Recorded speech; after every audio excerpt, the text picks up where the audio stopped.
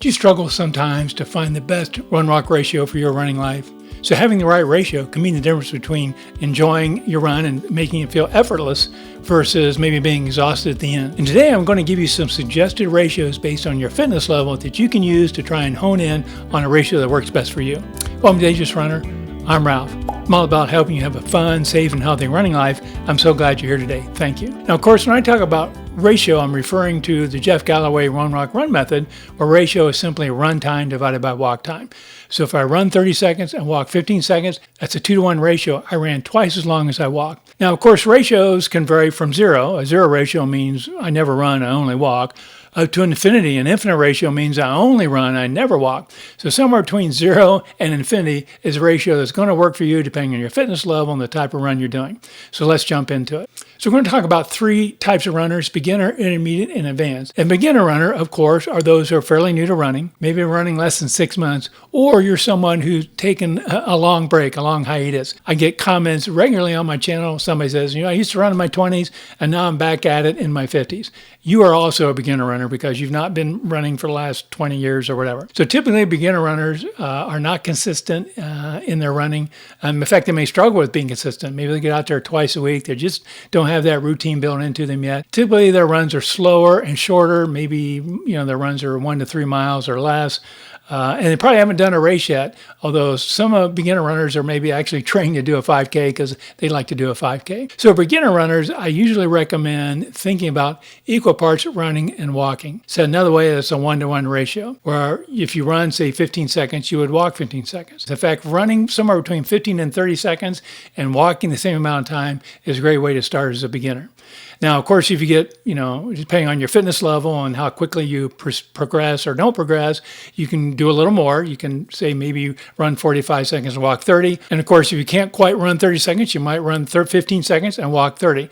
So it doesn't have to be exactly 1-to-1, half to 1, 1.5 to 1. Somewhere around equal run and walk times is what you want to think about if you're a beginner runner. And then as you start to build up your endurance, your cardiovascular fitness, we're going to move into the intermediate stage. Now, I classify intermediate runners as those who've been running for 6 months, and they're fairly consistent. They're out there doing it at least 3 times a week, because if you've lasted 6 months of running, you're starting to enjoy it. You see the benefits. You like it. You like being out there running around in the outside, and you enjoy it just like I do. And you're starting to run a little longer distances. You're starting to run 5Ks, either on your own or in races. Those are becoming more familiar to you, and maybe you've even done a few races. In fact, intermediate runners might start paying more attention to their pace, what kind of gear they're using, how they should recover from a run. You're advancing, in your running life. Now, typically for intermediate runners, you want to start getting away from that 1-to-1 because you've got some fitness built up.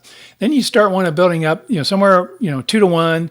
I would generally stay below 4-to-1, not go up to 4-to-1, 2-to-1, 3-to-1. And now when I use whole numbers, it doesn't mean your ratios have to be exactly 2-to-1. For example, running 1 minute and walking 30 seconds is 2-to-1. But you may feel like, I can run 1 minute and 10 seconds and walk 30 seconds. It's a little over 2-to-1. Or I can run 50 seconds and walk 30 seconds.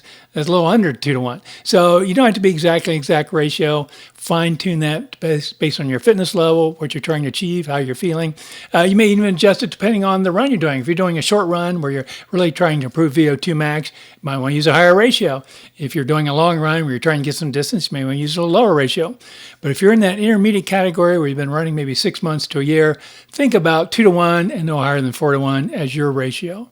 Now, I classify advanced runners as those of you who have been doing it for at least a year and been doing fairly consistently. You're out there doing at least 3 days a week, maybe 4, and you're doing structured workouts. You're doing long runs, you're doing tempos, you're doing intervals and those types of activities. And you're frequently and training for races, longer races, half marathons and marathons, because you like it. You want to do those races. And typically advanced runners look at their performance, what's their pace doing, how long is it taking them to run 5 miles, focusing on your gear, really trying to fine tune your gear, what type of shoes do you like, and even really honing in on recovery strategies.